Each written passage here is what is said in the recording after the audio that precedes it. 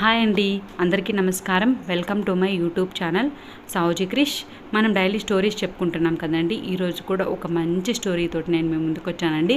Story తప్పకుండా last వరకు వినండి, మీకే అర్థమవుతుంది ఎంత బాగుంటుందో.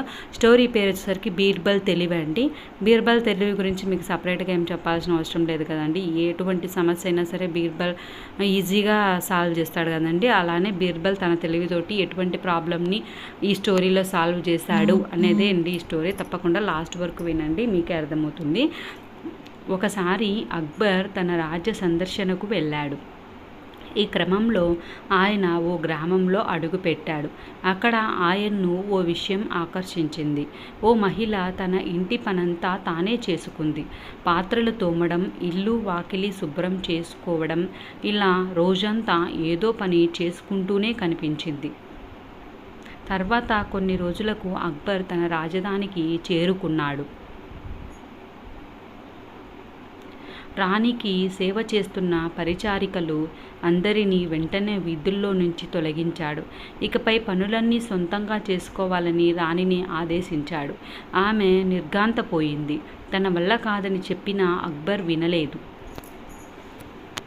ఆ గ్రామీణ మహిళ అన్ని పనులు చేసినప్పుడు నువ్వు ఎందుకు చేసుకోలేవు అని వాదించాడు. తన మాటను ఖచ్చితంగా పాటించాల్సిందే అన్నాడు. కొన్ని రోజులు గడిచాయి.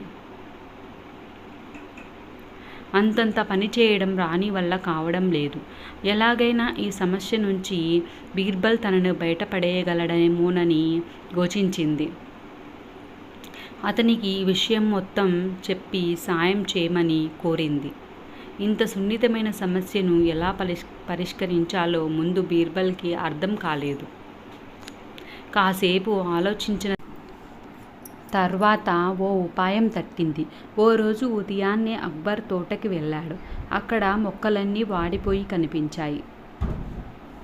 అక్బర్ అగ్గి మీద గుగ్గిలమయ్యాడు. తోటమాలిని పిలిపించి చివాట్లు పెట్టాడు. అటు చూడు, మొక్కలు ఎలా వాడిపోయాయో, వాటికి నీళ్లు పోయకుండా ఏం చేస్తున్నావు అని ప్రశ్నించాడు. ప్రభు, మన్నించాలి, మొక్కలకు నీళ్లు పెట్టాల్సిన అవసరం లేదని బీర్బల్ చెబితేనే నేను మానుకున్నాను. ఇందులో నా తప్పేమీ లేదు అని తోటమాలి వినయంగా చెప్పాడు.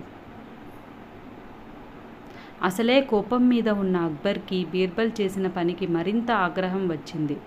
వెంటనే బీర్బల్ని పిలిపించి ఎందుకు ఇలా చేశావని గట్టిగా అడిగాడు. ప్రభు, అడవిలోని చెట్లకు మొక్కలకు ఎవరైనా నీళ్లు పోస్తారా?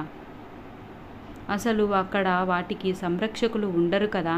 అయినా అవి ఎండి మూడవకుండా బాగానే బతుకుతున్నాయి. అలాంటప్పుడు మన తోటలోని మొక్కలకు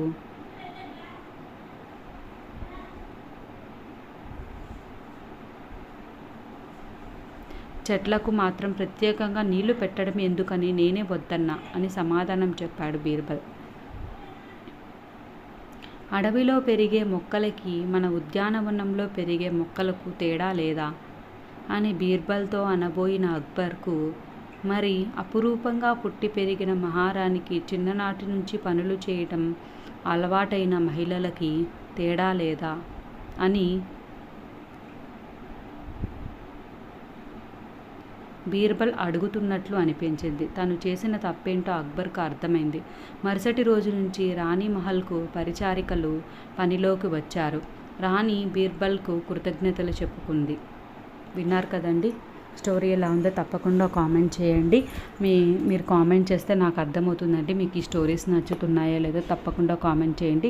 ఈ స్టోరీ నచ్చినట్లయితే తప్పకుండా లైక్ చేయండి, షేర్ చేయండి, సబ్స్క్రైబ్ చేయండి. ఇప్పటివరకు సబ్స్క్రైబ్ చేసుకుని వాళ్ళు ఎవరైనా ఉంటే తప్పకుండా సబ్స్క్రైబ్ చేసుకోండి. పక్కనే బెల్ ఉంటుందండి, అది హిట్ చేశారంటే నేను పెట్టేవన్నీ మీకు వెంటనే వస్తాయండి, మీరు వెంటనే చూసేయచ్చండి. ఇప్పటివరకు సబ్స్క్రైబ్ చేసుకున్న వాళ్ళ అందరికీ నేను పేరు పేరున ధన్యవాదాలు తెలుపుకుంటున్నానండి. తప్పకుండా సబ్స్క్రైబ్ చేసుకున్న ప్రతి ఒక్కరూ చూడాలని నేను కోరుకుంటున్నానండి. మీరు చూసి సపోర్ట్ చేస్తేనే కదండి నేను ఇంకా ఎక్కువ వీడియోస్ చేయాలి, ఇంకా మంచిగా చేయాలని నేను ఇంకా ఎక్కువ వీడియోస్ చేస్తానండి. మీరు మంచిగా చూడొచ్చండి. థ్యాంక్ యూ అండి.